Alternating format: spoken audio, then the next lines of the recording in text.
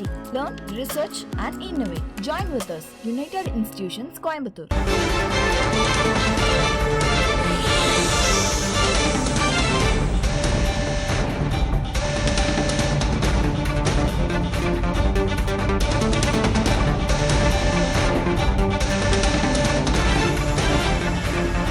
தோல்விக்கு தான் பொறுப்பேற்பதாக திமுகவின் தலைவர் மு.க. ஸ்டாலின் கூறியிருக்கிறார். தோல்வியால் முடங்கிவிட மாட்டேன் என்றும் அவர் குறிப்பிட்டிருக்கிறார். 2026 தேர்தலில் திமுக பெரும் பின்னடைவை சந்தித்துள்ளது என்று திமுக தலைவர் மு.க. ஸ்டாலின் குறிப்பிட்டு அந்த தோல்விக்கு தான் பொறுப்பேற்பதாக கூறியுள்ளார்.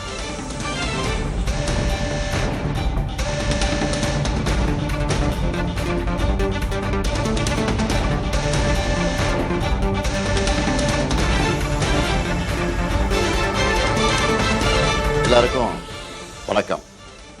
ஒரு சின்ன கேப்புக்கு பிறகு உங்ககிட்ட வீடியோவில் பேசுகிறேன்.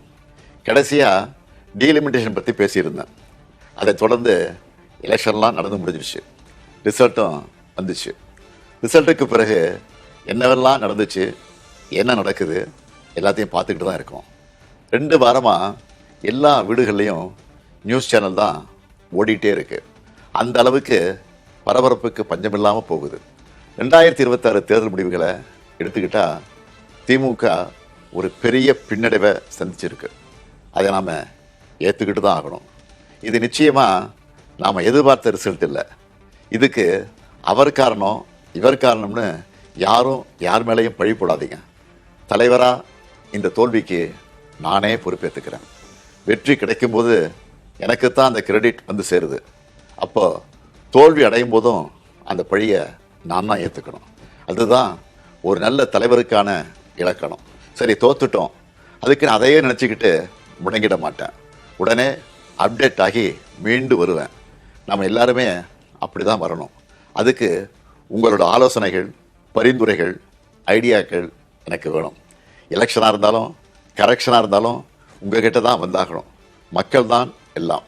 இந்த தேர்தல் முடிவுகளுக்கு என்ன காரணம்? திமுக இன்னும் எப்படியெல்லாம் உங்களுக்காக உழைக்கணும்னு நீங்கள் நினைக்கிறீங்கன்னு சொல்லுங்கள். உங்களோட கருத்துக்களை ஓப்பனாக சொல்லுங்கள்.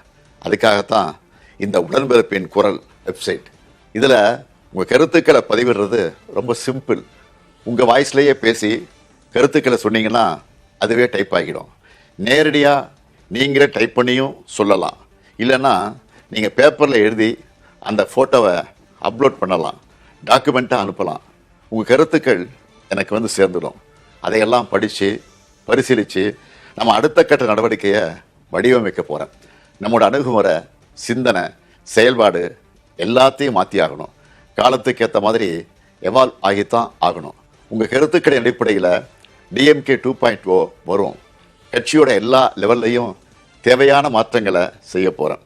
இதனால் அடுத்த 100 ஆண்டுகளுக்கும் இந்த இயக்கம் உயிர்ப்போடு இயங்கும், உங்களுக்காக இயங்கும். உடன்பிறப்பே, நீங்கள் சொல்லுங்க, நான் கேட்குறேன். எல்லாருக்கும்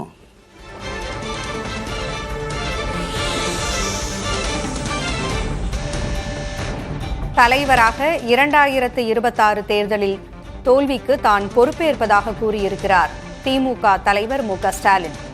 தொண்டர்கள் கருத்து கூற உடன்பிறப்பின் குரல் என்ற இணையதளத்தை அறிமுகம் செய்திருப்பதாகவும் ஆலோசனைகளையும் பரிந்துரைகளையும் அதில் கூற வேண்டும் என்றும் ஸ்டாலின் அழைப்பு விடுத்திருக்கிறார்.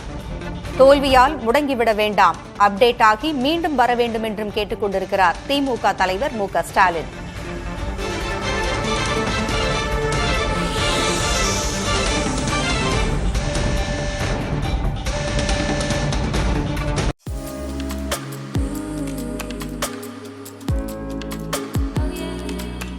UIT. Learn, research and innovate. Join with us. United Institutions, Coimbatore.